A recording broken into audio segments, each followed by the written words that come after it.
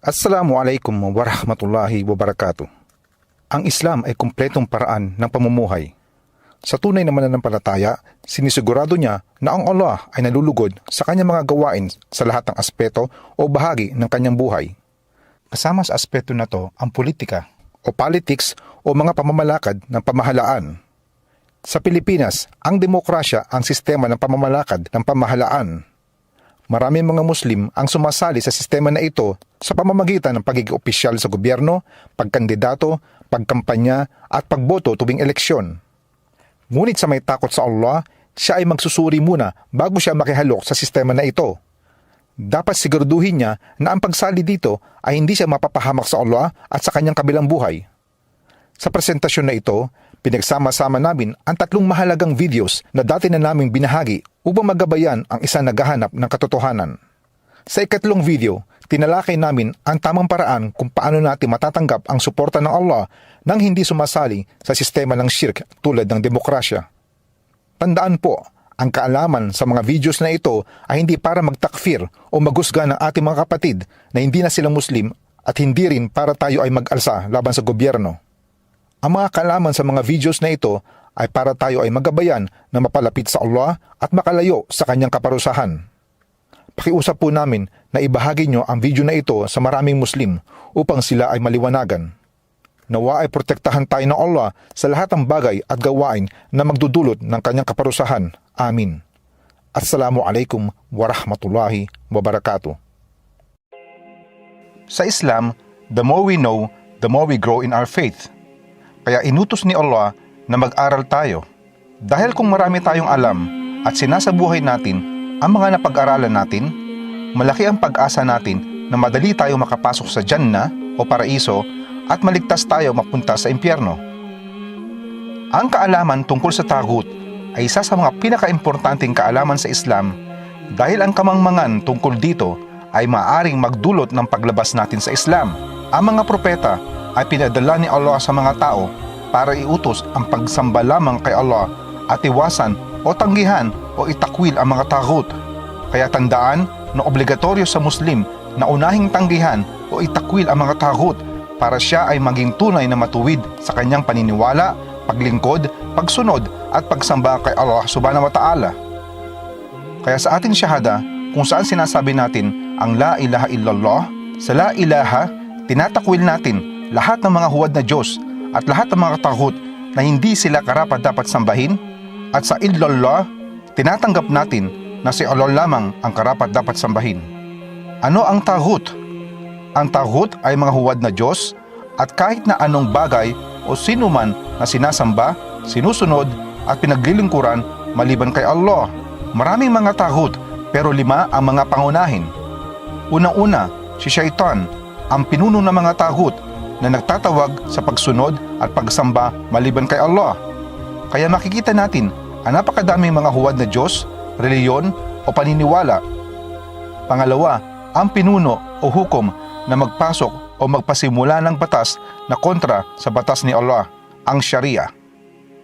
Pangatlo, ang pinuno o hukom na naghuhusga o gumagamit ng mga batas na kontra sa Sharia. Si Allah lamang ang may kataas-taasang kapangyarihan, autoridad at may karapatan magbigay ng batas o desisyon para sa mga tao. Halimbawa sa ganitong klaseng taghut ay ang mga pari ng simbahan na pinagbawal ang mga pinapayagan ni Allah tulad ng pag-aasawa ng mahigit sa isa o pinapayagan naman ang mga pinagbabawal ni Allah tulad ng pagkain ng baboy. Isa pang halimbawa ay ang mga presidente, senador, judge, mambabatas o gobyerno na gumagamit ng mga batas na ginawa lamang ng tao tulad ng demokrasya. Pang-apat na klase ng taghut ang sinuman magpalaganap na may kaalaman siya tungkol sa hinaharap, future, or knowledge of the unseen. Dahil wala nakakaalam nito maliban lamang kay Allah at anumang inihayag niya sa mga propeta. Halimbawa ng ganitong klaseng taghut ay mga manghuhula o fortune tellers. At ang panglima, sino man ang kontento ng pagsamba sa kanya. Dahil ang pagsamba ay para kay Allah lamang. Tandaan, ang mga propeta tulad ni Jesus, mga anghel o mga taong matuwid ay hindi mga tahut dahil hindi nila inutos sa mga tao na sambahin sila at hindi nila tanggap na sambahin sila. Inshallah mga kapatid, matandaan natin ang mga iba't ibang klaseng tahut at iwasan natin sila para hindi tayo maligaw o malihis ng landas. Assalamualaikum warahmatullahi wabarakatuh. Assalamualaikum warahmatullahi wabarakatuh. Ito po ang sinasabi ng iba pang mga ulima at mga maalam sa Islam tungkol sa usapin ng pagsali sa eleksyon. Ang mga fatwa po sa page na ito ay ang mga inihayag ng mga ulima. Wala po kaming karapatan na magbigay ng fatwa. Maaaring ang fatwa ng ibang ulima ay taliwas sa fatwa na aming binahagi dito. Ganun pa man, aming iginagalang ang mga ulima at ang pagkakaiba-iba ng kanilang fatwa. Jazakumullahu khair sa inyong pag-unawa. Mga dapat malaman tungkol sa demokrasya. Shirk sa demokrasya. Ano ang demokrasya? Galing sa salitang Greko, demos kratein. Demos ang ibig sabihin mga tao at kratein ibig sabihin mamuno. Kaya ang ibig sabihin ng demokrasya ay batas ng tao, galing sa tao at para sa tao. Sa demokrasya, ang pinanggagalingan ng batas ay ang mga tao at hindi ang gabay ng Allah subhanahu wa ta'ala. Sa demokrasya, ang sinasabi ng mga tao ay sila ang may karapatan magpasya kung ano ang tama, mali, makakabuti at makakasama sa tao at walang kinalaman ang gabay ng Allah subhanahu wa ta'ala at ang kanyang propeta Muhammad sallallahu alaihi wasallam. Ngunit ang sabi ng Allah, ang batas ay para sa Allah lamang. At sinabi din ng Allah, hindi ipinamamahagi ng Allah ang kanyang pagpasya o batas. At ang sabi ng propeta Muhammad sallallahu alaihi wasallam, sigurado ang Allah ay al-Hakam at sa kanya nabibilang ang paghukom. Sa makatuwid, ang prinsipyo ng demokrasya ay major shirk o malaking pagtatambal sa Allah subhanahu wa ta'ala na makapagtitiwalag ng tao sa Islam. Sabi ni Imam Ash-Shankiti, ang pagtambal sa Allah sa kanyang hukom ay kapareho ng pagtambal sa pagsamba o ibada sa kanya. Ang proseso ng eleksyon. Ito ang isa sa malaking haligi ng demokrasya. Kung walang eleksyon, wala ring demokrasya. Dalawang klaseng tao ang kasali sa proseso na ito. Una, ang binoto. Ito ang tao na pinili ng mga tao na maging katambal ng Allah sa paghukom at paggawa ng mga batas at ang karapatang ito ay para kay Allah lamang. Kahit na Muslim ang tao na ito, pumasok pa rin siya sa sistema ng shirk. Alam natin na kasama sa ating syahada na tanggihan natin lahat ng klase ng shirk. Ang Muslim na ito, uupo rin at makikinig sa ibang mambabatas habang sila ay nagpapasya ng mga batas na sulungat sa batas ng Allah. Samantalang sinabi ng Allah sa Quran na hindi tayo dapat makihalubilo sa mga taong ito dahil maaaring tayo ay maging katulad nila. Pangalawa, ang bumoboto. Ito ang taong pumipili ng mga mambabatas na magre-representa sa kanila sa pagtatabal kay Allah sa pamamagitan ng paglabag sa karapatan na tanging para kay Allah lamang, ang paggawa ng mga batas. Panuntunan ng karamihan. Sa demokrasya, ang basehan ng tama at mali, ng moral at immoral, ng kung ano ang makatarungan at hindi makatarungan ay ang kagustuhan at desisyon ng karamihan.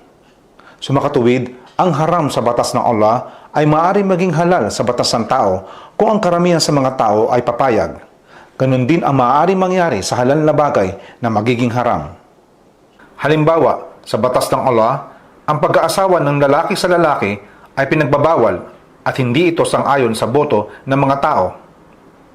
Ngunit sa demokrasya, kapag marami ang sumuporta sa pag-aasawa ng lalaki sa lalaki, magiging halal ito sa batas nila.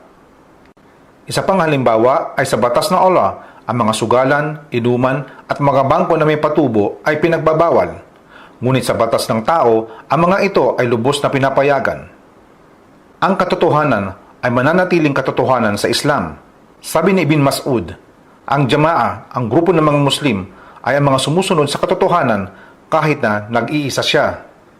Sinabi ng Allah subhanahu wa ta'ala na karamihan sa mga tao ay mga ignoranting hindi naniniwala sa Kanya at mga mapanghimagsik. Kaya binabalaan ng Allah ang mga mananampalataya laban sa pagsunod ng opinyon ng karamihan. Sinabi din ng Allah na kung susundin natin ang karamihan ng tao sa mundo, ililigaw tayo palayo sa landas ng Allah. Pagboto para sa benepisyo at pangangailangan. Sang-ayon kay Sheikh Ali ibn Al-Khudair, Hindi pwedeng dahilan ang benepisyo at pangangailangan pagdating sa gawain ng shirk at kufur, tulad ng pagsali sa eleksyon. Sinabi din ng Sheikh na ang pwede lang dahilan makagawa ng shirk at kufur ay sa sitwasyon ng ikra, pinipilit. Ito ay sang-ayon sa Quran. Maliban lamang sa napilitan habang ang kanyang puso ay matatag sa paniniwala. Ang aya na ito ay tungkol sa pangyayaring naganap kay Ammar ibn Yasir, isa sa mga sahaba, kung saan siya ay napilitan magsabi ng kufur, habang ang kanyang puso ay matatag sa paniniwala sa tauhid. Dahil kung hindi siya magsasabi ng kufur, siguradong papatayin siya ng mga kufar. Sa madaling salita, ang Muslim ay hindi pwedeng pumasok o makisali sa shirk ng demokrasya sa dahilan lamang ng dawa, benepisyo sa mga Muslim o pangangailangan. Ang pwede lang na dahilan ng pagsali sa eleksyon ay kung ang Muslim ay napilitan sumali dahil kung hindi, ang buhay nila ay nasa panganib. Ang sabi ng Sheikh, ang pinakamalaking pinsala ay shirk at ang pinakamalaking benepisyo ay ang tauhid. Kung mawawala ang ating tauhid, ano pa ang benepisyong matitira? Ang fatwa ni Mufti Muhammad Shu'aib Abedin tungkol sa pagboto sa eleksyon. Sa radio program ni Mufti Muhammad Shu'aib Abedin, sinabi ng Mufti na hindi pwedeng bumoto para sa benepisyo ng mga Muslim. Binanggit niya ang sabi ng Allah sa Quran, ang ibig sabihin, at huwag niyong kampihan ang mga gumagawa ng masasama, dahil masusunog kayo sa impyernong apoy, at walang sino man ang makakatulong sa inyo, ni mga ngalaga bukod sa Allah. Kaya hindi daw talaga pwedeng bumoto o sumali sa eleksyon. Ngunit kapag nasa sitwasyon ng darura o pangangailangan, ay pwede daw sumali, habang ang puso ay hindi dapat sumasang-ayon sa sistema ng shirk at kufur. Sinabi din ni Mufti Abedin na kung hindi ka rin pinipilit o hindi ka papatayin kapag hindi ka makilahok sa eleksyon, hindi ka pwedeng bumoto. Ang maiksing tafsir ng nabanggit na aya. Ayon kay Ibn Jarir, sinabi ni Ibn Abbas radhiyallahu anhum tungkol sa aya, huwag pumanig sa mga gumagawa ng masama. Ito ay mabuting pahayag. Ang ibig sabihin ay, huwag humingi ng saklolo o kalinga mula sa mga gumagawa ng masama, sapagkat iyon ay parang pagsang-ayon ninyo sa kanilang gawaing masama. Sa mga gustong palawakin pa ang kaalaman sa issue na ito, i-Google search lang po ninyo ang Elections Salafi Talk. Sa Salafi website na ito, mababasa ninyo ang mga fatwa ng maraming major scholars o ulama tungkol sa pagboto sa democratic elections. Bilang pagtatapos, tandaan po natin ito. Ang katotohanan ay nakikilala sa mga banal na patunay, hindi sa mga tao. Kung gayon, ang katotohanan ay hindi pinagtitibay ng bilang ng mga tao na sumasang-ayon dito o ng bilang ng mga kilalang scholars na nagpapahayag niyon. Ngunit ang katotohanan ay nakikilala sa mga banal na patunay mula sa Quran at Sunnah ayon sa pagkakaunawa ng mga salaf. Assalamualaikum warahmatullahi wabarakatuh. Assalamualaikum warahmatullahi wabarakatuh. Sa Surah Al-Hajj, ayah number 40, ang sabi ng Allah, ang ibig sabihin, at walang pag-aalinlangan na tutulungan ng Allah ang mga tumutulong sa Kanya. Ito ay isang prinsipyo ng buhay na mula sa Quran. Alam natin na ang Allah ay hindi kailanman nangangailangan ng tulong o suporta.